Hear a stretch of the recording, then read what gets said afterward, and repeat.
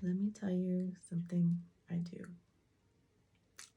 Back when I was younger and I was on a gigantic number of levels because of the work I did, because of the minds I met, because I learned to access them, and because others wanted to be part of something bigger that I was part of.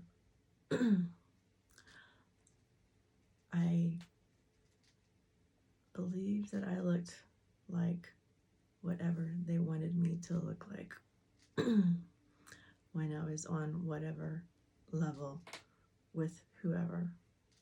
So that's why I look like this now as I'm not even gonna say grown up because I'm not a fucking grown up. As someone that has some years on them, and no one I ever fucking knew and loved me so much, or used me, or worked with me, and who I will have undying faith in no matter what they do. I'm quite aware of different sides. But I think I looked different at different places and times with different minds. And so if they still have a picture of me in their mind, I might still look like that if I was there. But this is the ground floor. And this is how I look and have grown up on the ground floor. But so I'm saying, these people, any of them that have looked at me through pictures or through anything at all are like, who the fuck are you? And I don't know you. And, or you're not who I had all kinds of strong things for, or wrote music for, or wrote poetry for, or anything like that. And yeah, well, fuck you. You don't know how life works then, because it did work like that. Whatever. Makes it tough now. Tough because something really evil as shit cut off my access and my communication to all those other levels. Anyway, I wanted to say one more thing. I wear these at times. These are not sunglasses, and they're not for another side of me to do something that I don't want to say that I'm responsible for. These, because I don't think you can see the color. Maybe there you can. I wear pink sunglasses. They're not rose-colored glasses. I am not a person beset by rose-colored glasses. I am very aware of things. But I wear this color glasses because I'm still me no matter what I'm doing, and I choose to look at the world, everyone I've known, every mind I've known or been in, been part of, intelligence, nature, God force, physics, whatever the hell you want to call it, music, poetry, expression. It's all still around. And I refuse to look at anything as horrible and awful when I know that good people put on sunglasses sometimes to do things that aren't accepted in other ways. So I wear these sunglasses so that I keep my perspective the way I want it to be, in the way I have chosen it to be, in the way that I will continue agape with everything and everyone until I'm dead, and even after, if there's something that survives. The only thing I do not use these for is absolute evil, absolute hatred, deliberately torturing and harming someone that bad. Those are my criteria. Everyone else, you get a pass. I've seen it. I know it. I don't particularly want to be part of it.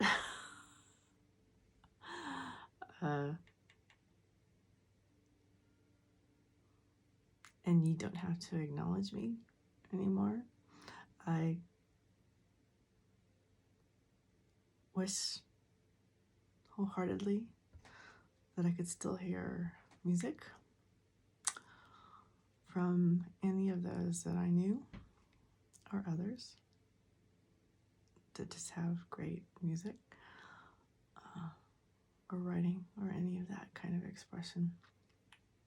TV shows, I'm talking anything. Anything can transport you.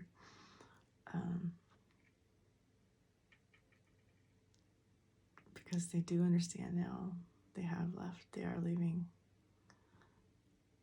And I have nothing left.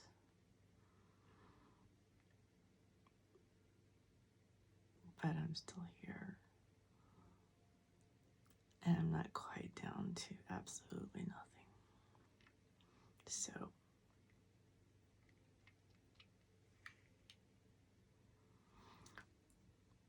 when I drive, I'll be singing, and it'll be slightly off key because my fucking voice got ruined somehow. But I don't give a shit now. And I will see you all as who I knew you were and are, and how wonderful and magnificent it all is, was, has been, and still can be. Forgot to say something. Pink that I choose to wear in sunglasses is not an indicator of gender. Does not mean females or girls, or not boys and not men, whatever else, in whatever species. It means innocence to me. If that doesn't make sense to you, then I'll put it another way. I am choosing to wear these when I wear them because whatever I see, to me, is something like the misbehavior of someone who I have no right to judge.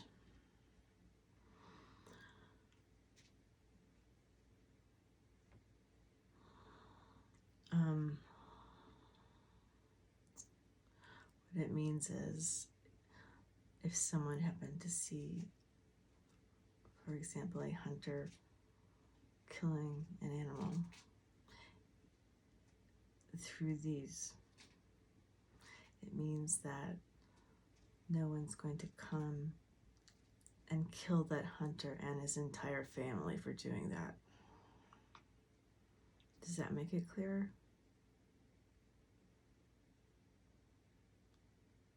This is how I will continue to see the world, except for the cases that I listed.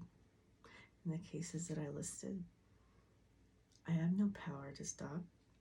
I wish I did. Somebody does. Somebody needs to know their very incubation, because it exists. I'm talking about absolute hate, absolute evil, torture, and absolute harm to someone else. And I never ever wanted to say that. So, These are my sunglasses.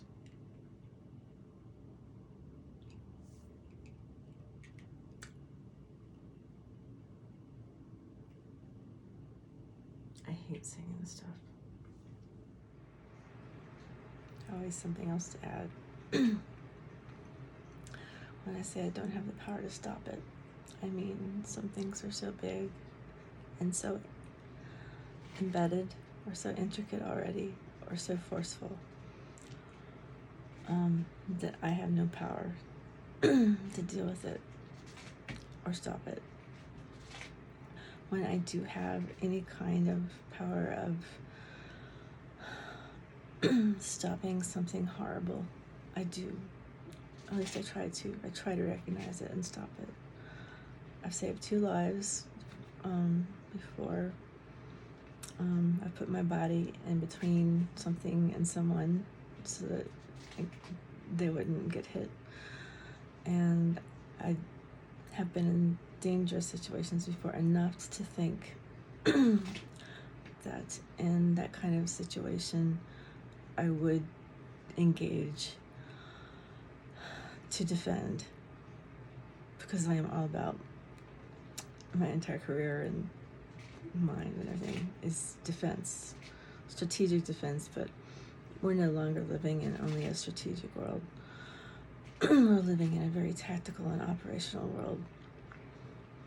But I'm just trying to tell you, it's not like I'm sitting back on the bleachers eating some popcorn, watching the game of the day, which is actually killing people or hurting someone or even destroying someone emotionally.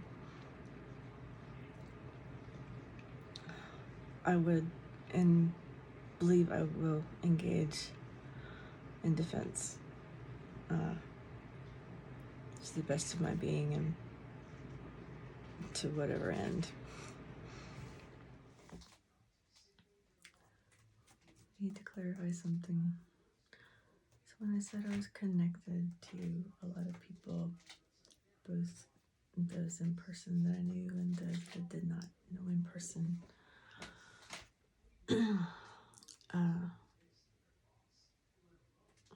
some were fleeting connections and some were very long-term and very intense and very deep. And it is not a sexual thing. I want to make that clear. It can seem like that, but I am talking about levels in mind and connections made like that on so many different levels, so many different minds, so many different skill sets, talents, types of people, personalities, real lives that they live.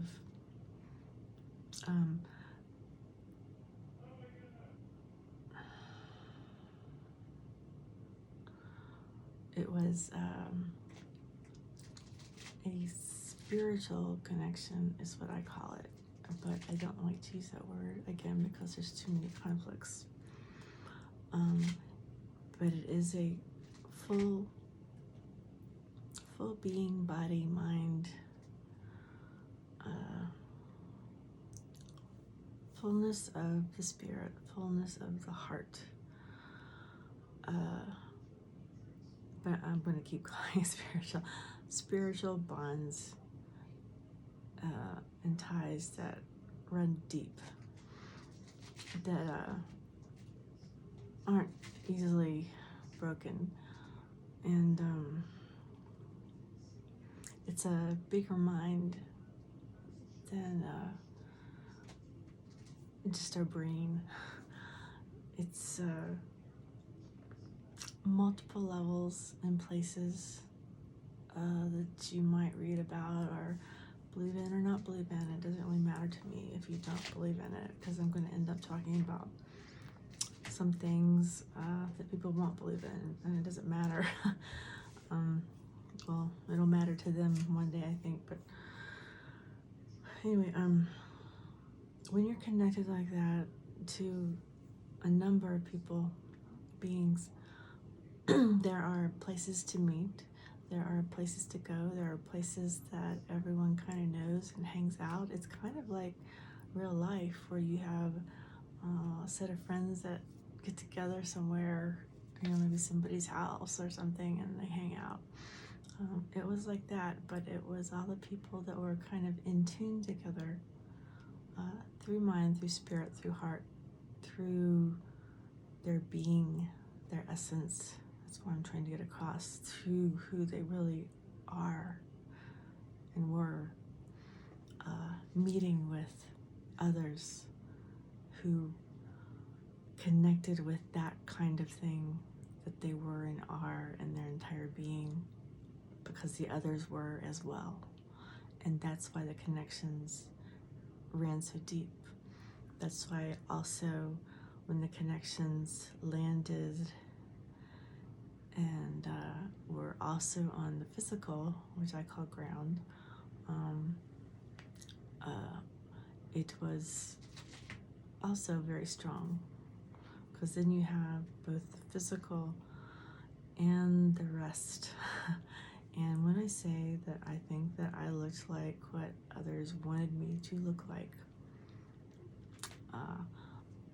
when I was with different people in different levels, different minds, not all the time, when I was, because I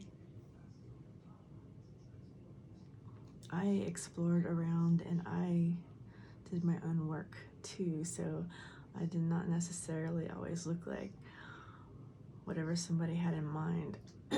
But I didn't care enough about whatever labels or whatever was being thrown at me, to not look like whatever on someone's level. I don't know how else to put that.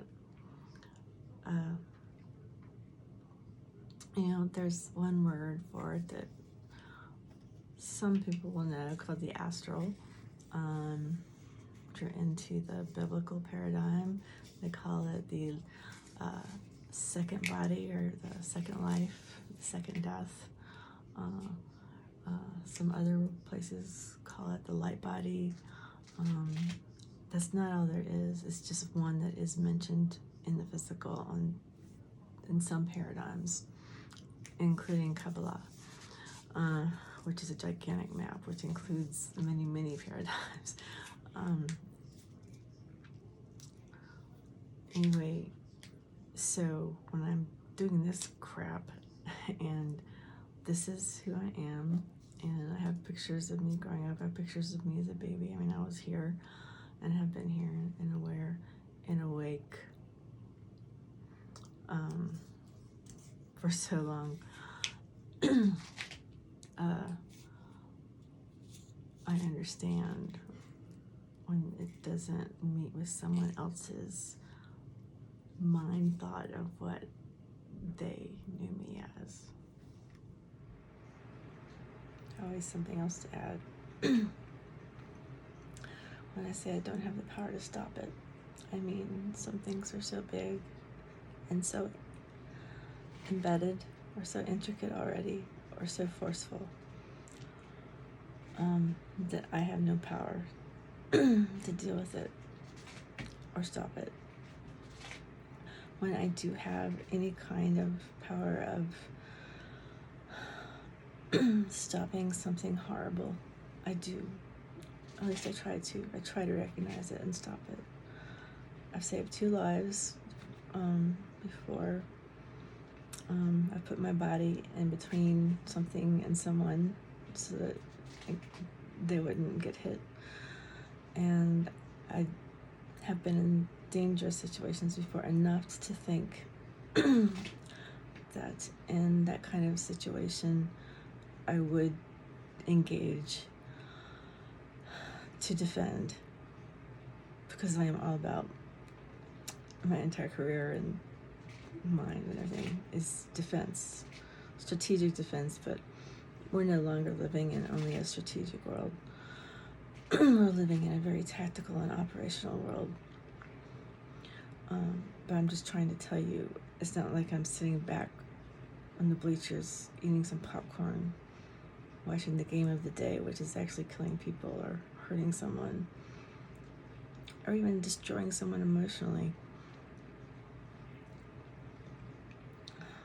I would and believe I will engage in defense to the best of my being and to whatever end. What's really hard is when people don't remember anymore for one reason or another, and I'm not going to go into the reasons. And also when they don't either remember or realize that how one looks on other levels is fluid, very fluid. And the age that one is not necessarily the age you are in birthdays on this planet.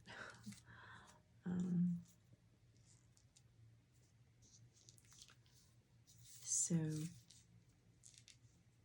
I have to deal with everything, here, and there are other places that people can be and go, and I hope there are safe places, because this one is no longer safe, and that is the message I've tried to get out for a long time now, especially to those that I knew in the way that I'm talking about, because those are people, beings that are skilled and special. Not that everyone's not special, but just very skilled and special,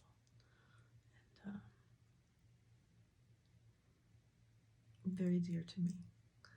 And I feel that way about all life, though, as well. It's just stronger, easier to draw on when you've had some kind of involvement with someone's mind and their essence, their soul, whatever. But I am that way about all life.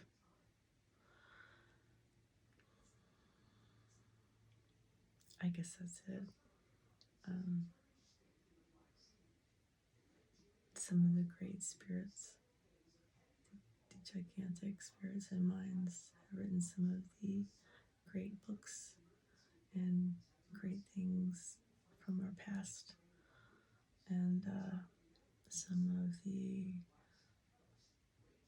really cool things from since my birth too. And it's not always who's on the charts. And I want to say again, those in the know about certain things, pass it around so others can have it and read it or hear it or understand it as well. It's not always a big public thing. It's not something to hide, though, either. It's just important to not keep it locked away, because there's always something going on, and everyone needs all the help they can get. Always something else to add. When I say I don't have the power to stop it, I mean some things are so big and so embedded or so intricate already or so forceful that I have no power to deal with it or stop it.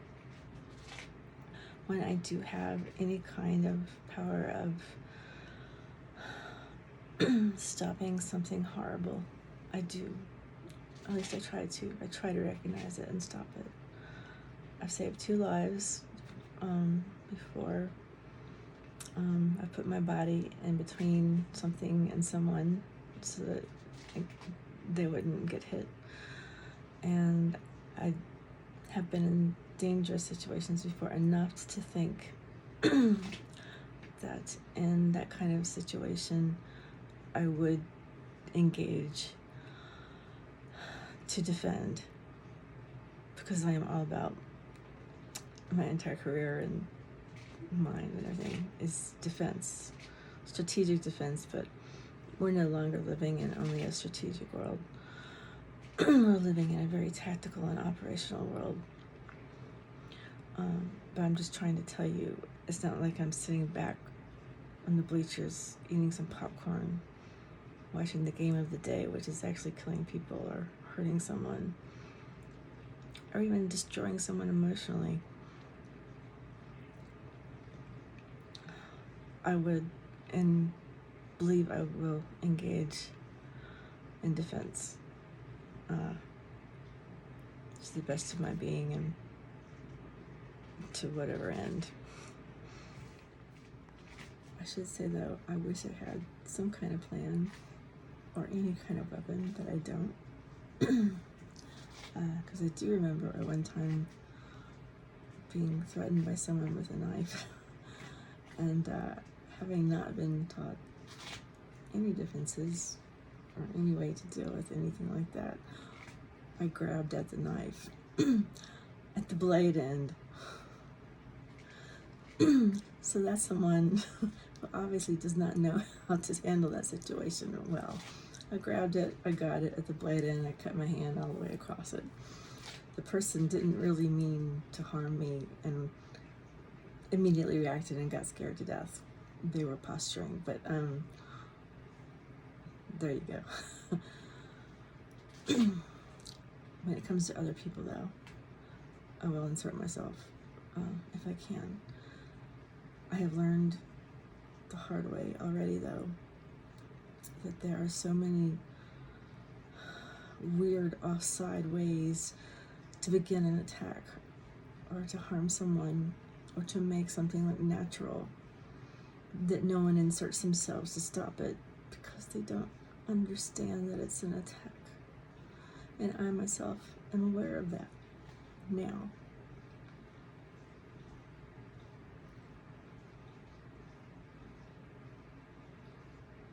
I think I said before somewhere, there is vast intelligence, but there is another vast intelligence that does not care about life.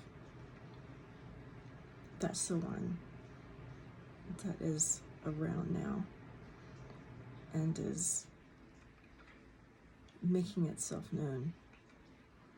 That's the one to worry about. That's the one to start thinking about really hard and how to deal with it. Crap, I have to say something else really quickly. This is a recommendation and a warning. This has been used before. Do not make yourself into a doll. It's already happening. It seems to be a cute marketing, corporate, whatever thing. It is used on other levels to dehumanize and de-lifeize beings.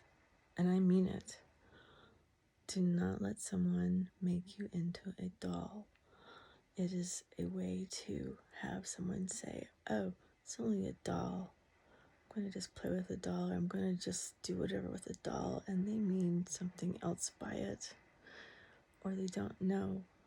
And I know that sounds weird. I'm really tired of saying weird things. But that is something I have already experienced